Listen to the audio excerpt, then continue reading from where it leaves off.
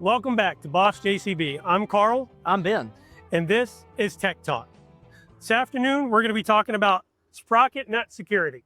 So with the JCB Teleskid, you've got 6 sprocket bolts on here. Those sprocket bolts are important and they keep the track rotating and spinning and in place. So what we need to do for sprocket bolt security is we need to daily just do a visual check on these, make sure they're in place, make sure nothing's coming loose.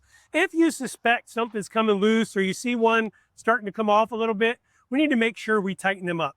Now, we're not just going to throw a wrench on there and tighten them and good and tight's good enough, right? These actually have a torque spec and it's important that we follow it.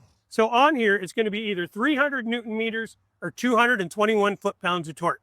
Now, after you torque one of these, you're going to want to check it daily and make sure that it's keeping that torque spec. Once it keeps that torque spec and you're confident it's going to stay, then you need to just check it weekly for a couple weeks and make sure it's holding.